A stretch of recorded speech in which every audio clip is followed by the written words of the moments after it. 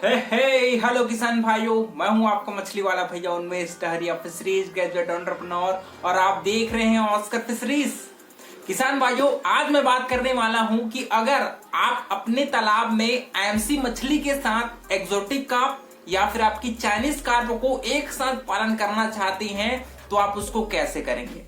इसमें मैं बात करने वाला हूं कि आपको कितने बड़े तालाब की जरूरत पड़ेगी, तालाब की गहराई कितनी रखनी है और उसके अलावा आपको तालाब में कितने परसेंटेज में किस लेयर की मछलियों को स्टॉक करना है, साथ ही साथ उसको मछलियों को क्या खिलानी है। क्योंकि देखिए, जितना ज्यादा हम लोग मछलियों को अलग अलग वैरायटी में स्टॉक करते हैं उसका फीडिंग मैनेजमेंट उतना ज्यादा डिफरेंट होता है। सबसे पहले एमसी मछली में आपकी आती है कतला, रोहू, नैनी। चाइनीज कार्प में आती है आपका सिल्वर कार्प, ग्रास कार्प और कॉमन कार्प। तो इन 6 मछलियों को पालन करने के लिए दोस्तों मिनिमम आपको चाहिए 1 एकड़ का तालाब और मैक्सिमम चाहिए, अगर आप बड़ा सा बड़ा तालाब की बात करें तो 2 हेक्टेयर तक का बड़ा सा तालाब है, उसमें आप इस 6 मछलियों को स्टॉक कर सकते हो। ये सभी मछलियां आपको सप्लीमेंट्री फीड भी एक्सेप्ट करती हैं, आप जो फार्म मेड फीड खिलाएंगे उसको भी एक्सेप्ट करती हैं। साथ ही साथ इसको आप फर्मेंटेशन मतलब ग्रीन वाटर सिस्टम के तहत मतलब मैन्यूरिंग फर्टिलाइजर के थ्रू भी आप इसको अच्छा ग्रोथ ले सकते हैं। इसी वजह से मैं इन 6 मछलियों को एक साथ कैसे पालन करेंगे उसके बारे में मैं डिटेल से बात करूंगा। सबसे पहले हमारी अपर लेयर में रहने वाली मछलियां आपको पता हुआ कतला और सिल्वर कार्प। बीच में कौन रहती है? रोहू मछली रहती है। बॉटम में कौन रहती है? आपकी कॉमन कार्प और आपकी कॉमन कार्प और मृगल। और आपकी जो ग्रास कार्प रहती है वो एक्चुअल में जहां पर घास फूस ज्यादा उगा रहता है वहां पर ये घूमते रहती है। तो किसान भाइयों, आप अपने तालाब की तैयारी के दौरान एक चीज जरूर ध्यान रखिएगा कि तालाब में आपके खरपतवार नहीं होने चाहिए, या फिर अगर आप नया तालाब बनवा रहे होंगे तो मिनिमम 2 हेक्टेयर का तालाब हो और उसमें आपको अपने पानी की गहराई है दोस्तों वो 1.5 से 2 मीटर के बीच रहनी चाहिए। क्योंकि हम लोग अलग अलग लेयर की मछली पालन करने वाले हैं, इस वजह से आपकी गहराई भी बहुत मैटर करती है। क्योंकि जितना गहरा आपका तालाब होगा उतना ज्यादा मछलियों को स्पेस है वो मिल पाएगा। दूसरी बात, तालाब में अगर आपके खरपतवार होंगे तो उसको सबसे पहले निकालनी है। दूसरे और अगर उसमें और छोटी छोटी मछलियां होंगी और उसमें आपके मेंढक या फिर सांप वगैरह होंगे तो इन सभी को क्लियर करने के लिए आप उसमें एमओसी डाल सकते हो, महुआ की खली। 2500 किलो मतलब 2.5 टन पर हेक्टेयर के तालाब में आप महुआ की खली का प्रयोग कर सकते हैं। इसके अलावा क्लीनर केमिकल आता है, उसको भी आप पर एकड़ आप 500 ml क्लीनर केमिकल को यूज कर सकते हैं सभी मछलियों को मारने के लिए। और इस सभी केमिकल को प्रयोग करने के हफ्ते भर के पश्चात आपको अपने तालाब में चूना डालना है। चूना है वो प्रति हेक्टेयर आप 250 किलो तक चूने का प्रयोग है वो करेंगे। मैं यूनिट आप थोड़ा सा ध्यान रखिएगा, मैं हेक्टेयर में आपको डोजेस बता रहा हूँ, ठीक है। दूसरा महत्वपूर्ण पॉइंट आता है दोस्तों आपके तालाब में मैन्यूरिंग और फर्टिलाइजेशन की। यहाँ पर हम लोग ऑर्गेनिक और इनऑर्गेनिक दोनों प्रकार के फर्टिलाइजर को फर्मेंटेट करके डालने वाले हैं। डोजेस की बात करें तो आपको सबसे पहले काऊ डंक उसको 2 टन डालना है पर हेक्टेयर, ठीक है, 2 टन। उसके साथ सिंगल सुपर फास्फेट डालना है आपको 25 किलो।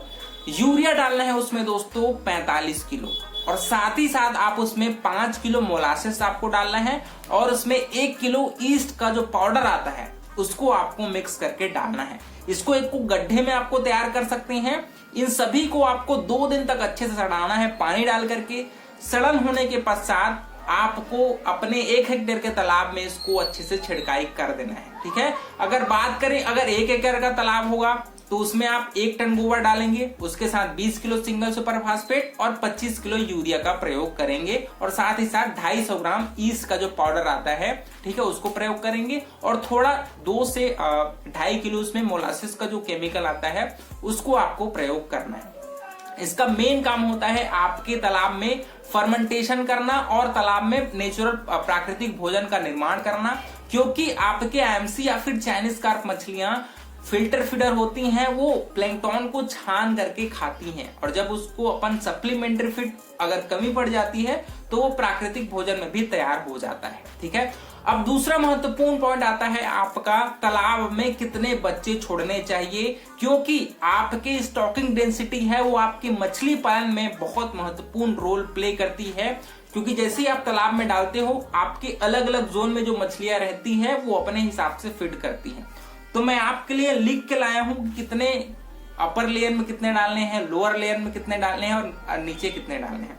अगर बात करें दोस्तों तो आपकी अगर अपर लेयर की बात करें सरफेस फीडर में, जिसमें आपकी कतला और सिल्वर कार्प मछली आती है, तो इसमें आपको अपर लेयर को 40% डालना है। स्टॉकिंग डेंसिटी मैंने बताया आपको कि पर हेक्टेयर आप 8000 फिंगरलिंग साइज के एडवांस फिंगरलिंग साइज मतलब 50 ग्राम से 100 ग्राम साइज के एडवांस फिंगरलिंग बच्चे या फिर स्टंटेड हो सकता है, ईयरलिंग बच्चे हो सकते हैं, उसी को आपको छोड़ना है। आपको फिंगरलिंग बच्चे नहीं छोड़ने हैं। बड़ा तालाब है, इसी वजह से मैंने आपको बड़ा तालाब लेने की बात कही थी। तो पर हेक्टर 8000 तक डाल सकते हैं, पर एकड़ आप 4000 के पीस में आप अपने एडवांस फिंगरलिंग बच्चे स्टॉक कर सकते हैं। यहां पर स्टॉकिंग डेंसिटी की बात करें तो आपकी सरफेस लेयर में आपका टोटल 40% तक आपको स्टॉक करना है। इस 40% में 15% आपका कतला का रहेगा और 25% आपके सिल्वर कार्प का रहेगा। दूसरा आपका आता है कॉलम फीडर। कॉलम में मेन रूप से आपकी रोहू मछली रहती है।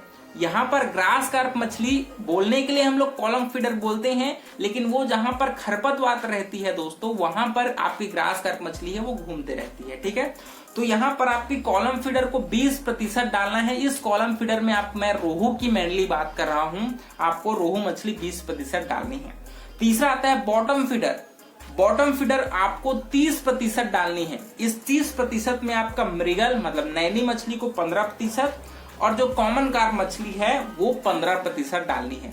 कॉमन कार्प की जगह आप जो अमूर कार्प आता है उसको भी स्टॉक कर सकते हैं, कोई प्रॉब्लम नहीं है। ठीक है, और लास्ट में आता है आपका ग्रास कार्प मछली। ग्रास कार्प मछली आपको डालने हैं 10%।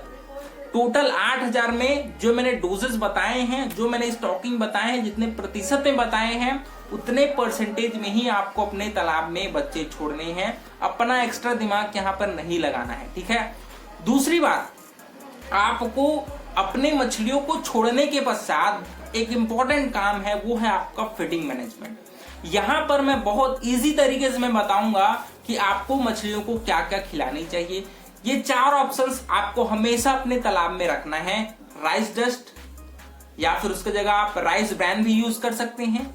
सरसों की खली, उसके जगह आप कॉटन सीड आता है, ठीक है, उस कॉटन सीड ऑयल की उसका भी प्रयोग कर सकते हैं। सोयाबीन की खली आती है, उसका भी प्रयोग कर सकते हैं। मेनली आपको कार्बोहाइड्रेट सोर्स के रूप में आप राइस ब्रैन या फिर राइस डस्ट का जो पाउडर आता है उसको यूज करिए, और आपके प्रोटीन सोर्स के रूप में सोयाबीन की खली यूज कर सकते हैं, मस्टर्ड ऑयल केक यूज कर सकते हैं, कॉटन सीड ऑयल केक जो रहता है उसको भी आप यूज कर सकते हैं।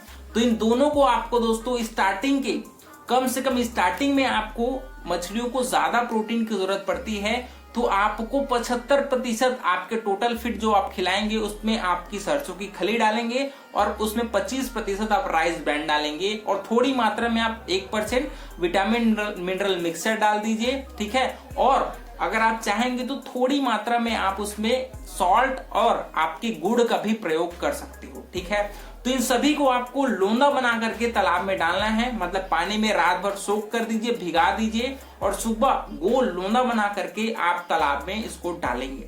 यहाँ पर एक चीज और ध्यान रखिएगा कि आपको मछलियों को बैक फीडिंग भी करानी है। जितना भी आप मछली को फीडिंग कराते हैं, यहाँ पर फीडिंग में भी आपको बॉडी वेट के हिसाब से मछली को फीडिंग कराना होता है। तो आपको आपकी मछलियों को 500 ग्राम होते तक आप मछलियों को 5 से 6% बॉडी वेट के हिसाब से फीडिंग कराएंगे, और अपने फीड को आप 2 पार्ट में डिवाइड करेंगे। सुबह आप 10 से 11 के बीच में फीडिंग कराएंगे, और अपना जितना भी फीड है उसको आप आधा को आप ब्रॉडकास्टिंग करेंगे, आधा को लोंदा बना करके दोस्तों आप मछलियों को बैक फीडिंग कराएंगे, ताकि सभी लेयर की मछलियों को अच्छे से फीड मिल पाए।